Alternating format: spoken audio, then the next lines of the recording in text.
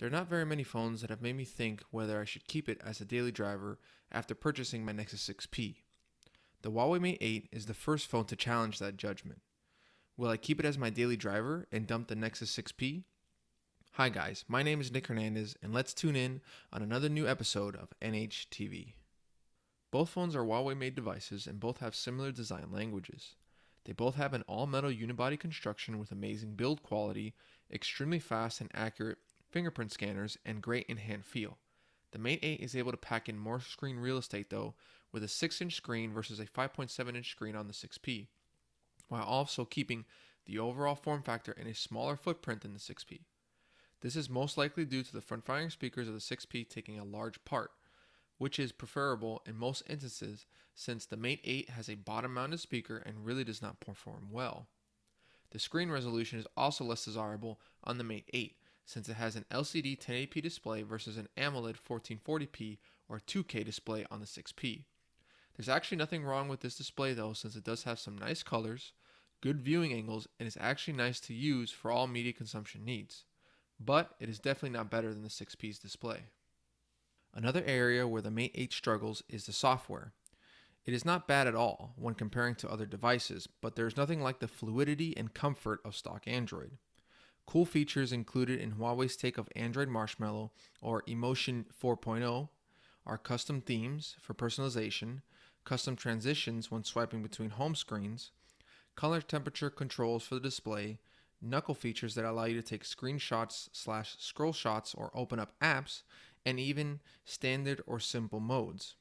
All of these features work flawlessly, but the omission of an app tray, a clunky notification system, and constant reminders about battery life really hinder the experience. Yeah, you can go and download the Google Now launcher in the Google Play Store, but honestly, can we get a Google Play edition of this phone, please? The camera on the back of the Mate 8 is 16 megapixels and the front camera is 8 megapixels.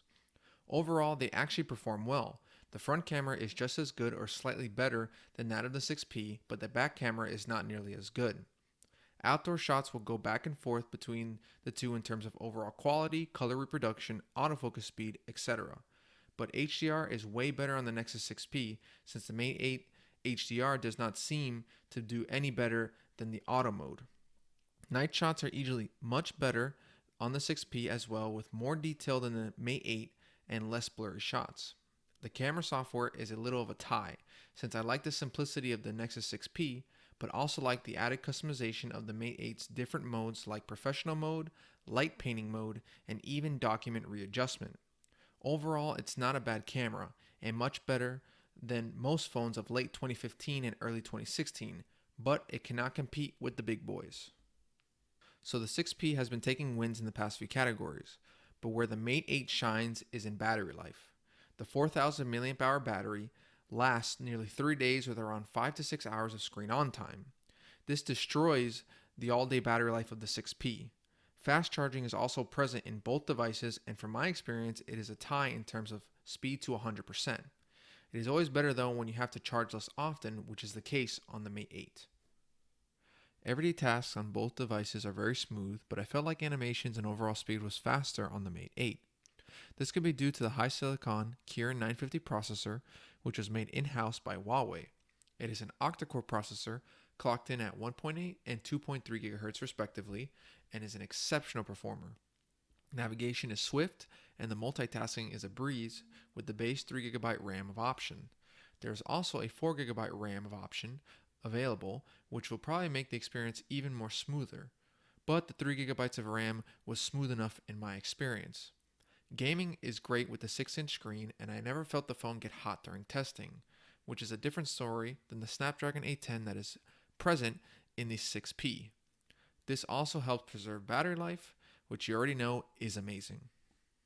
Storage capacity is also an easy win for the Mate 8, since it comes with the base 32GB option and up to 256GB of microSD card expandability. The 4GB RAM version comes with 64GB or 128GB and the same microSD card capacity. This obviously still keeps it as an easy win over the Nexus 6P in terms of storage. This phone can be found with some smart shopping between the $400 and $500 range with these specifications.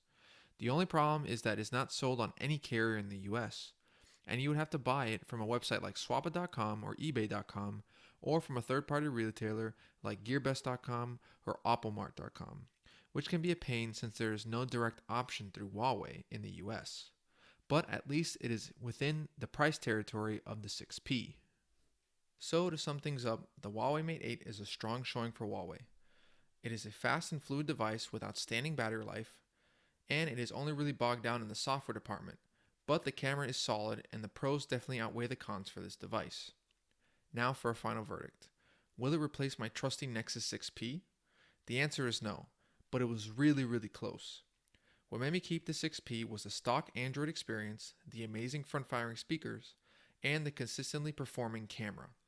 I would say if you can snag the Huawei Mate 8 between $400 and $450, then I would strongly recommend. I promise you will not be disappointed. Thanks again for watching another episode of NHTV, and be sure to give a thumbs up below if you like this video and subscribe to my channel for all of my future content. Also, be sure to follow me on Twitter at NickHearnTV for future updates on tech news. Be sure to leave any comments below if you'd like some more info on this device. Thanks again guys, and I'll see you next time.